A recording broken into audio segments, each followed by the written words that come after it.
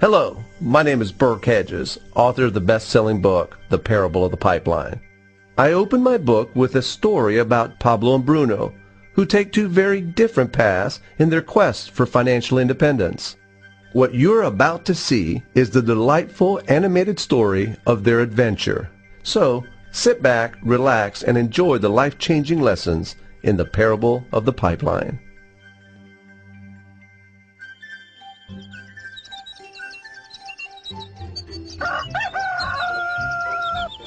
Far away, in a small village, near a beautiful valley, lived two friends, Pablo and Bruno. They were both young and dreamed of a better life for themselves. They'd often discussed their dreams about how they would become the most successful men in the village. They weren't afraid of hard work, and they searched for opportunities to help realize their goals and achieve their dreams. One day, an opportunity presented itself.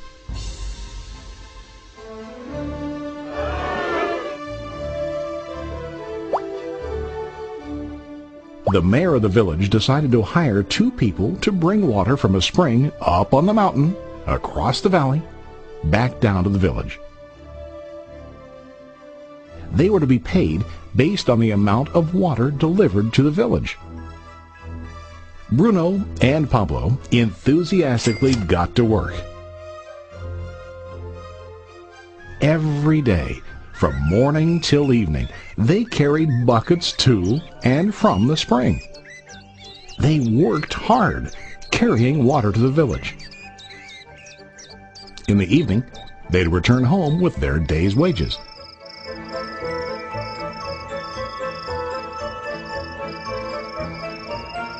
Bruno was satisfied with his work and the money he earned. He was sure that with this work he could achieve his dreams.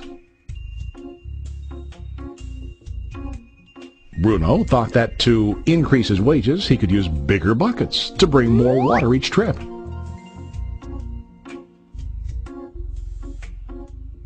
He believed with a larger income he would soon be able to buy a cow and the house that he dreamed about.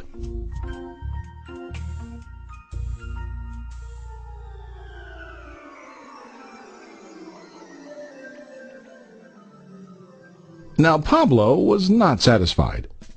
At the end of the day, his back and hands ached, and he was exhausted. He was looking for an easier way to earn more. One day an idea occurred to Pablo. He imagined building a pipeline to deliver the water from the mountain spring to the village. With this pipeline, he could get more water to the village without carrying buckets back and forth from the spring to the village. Soon, he got very excited about his idea and began to plan. Pablo, of course, shared his idea with his friend Bruno and asked him to join with him to work on and help build the pipeline. Bruno thought the idea was crazy. All Bruno could think about was what his money could buy today and how to get it quicker. He felt that building a pipeline would slow him down and delay him in achieving his goals. Instead, Bruno got bigger buckets and went more often back and forth fetching water. He was sure that with this method he could make more money. Pablo decided to build the pipeline on his own. He understood that it would not be easy to build, and it would take time to complete the pipeline. Pablo knew that it could take several years to finish, but he set his mind on his goal. Every day he worked and carried water like before.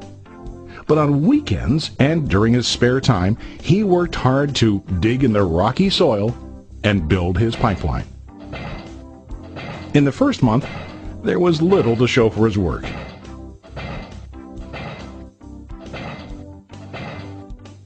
Bruno and the villagers laughed and teased him. They called him Pablo the Pipeline Man. During this time, Bruno's income doubled. He already bought a cow and a bigger house. His lifestyle changed. He now spent time after work in the bar, enjoying his hard-earned wages from delivering water.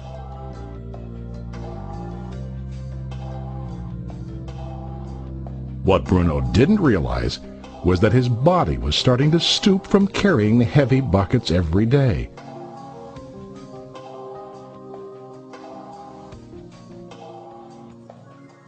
His face looked worn and his body tired. Soon, he began to carry less and less water due to the wear and tear on his body.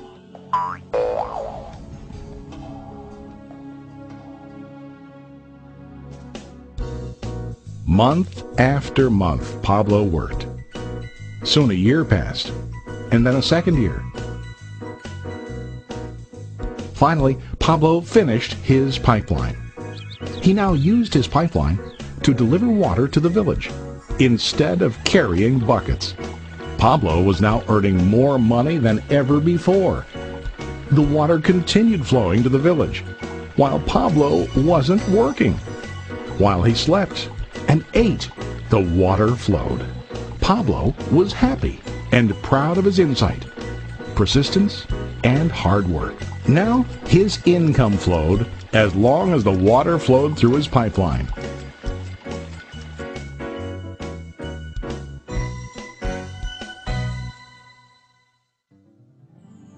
The story of Bruno and Pablo is a reflection of life. Their jobs symbolize what most people do to earn money. Bruno gets his money using buckets. He goes back and forth, carrying his buckets from the spring to the village in exchange for money. To increase his income, he either has to go more frequently to the spring or to use larger buckets.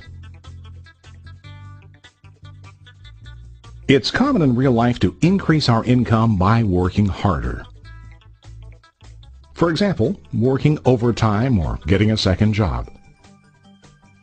We also increase the size of our buckets by accepting a higher paying position, which often includes spending more time on the job. Most of us exchange time for money like Bruno. We know that every person has only 24 hours in the day and that it's not possible to use all our time to work. The most difficult time comes when we can no longer exchange time for money due to age, health, or other reasons. Then, our income stops. Now let's review what Pablo did. Very wisely, Pablo did not exchange all of his time for a limited income, but he used some of his time to build a pipeline. He knew that the pipeline would bring ongoing income as long as the water flowed. An ongoing income that multiplied the time he worked each day. Pablo knew that someday, maybe because of age or health, he would no longer be able to exchange his available time for money. Pablo knew that if he could make his idea of a pipeline work, then he only has to do the hard work of building the pipeline. After the pipeline was completed, Pablo was able to monitor and maintain the flow of water to ensure that his income will continue. Pablo has shown us that to earn an income, we don't always have to directly exchange time for money. There really are better ways. How about you? Are you still like Bruno, who directly exchanges time for money? Or do you want to be like Pablo, building and maintaining a pipeline for ongoing income? If you are interested in the idea of building your own pipeline, contact the person who lent you this presentation. You can start building your pipeline today.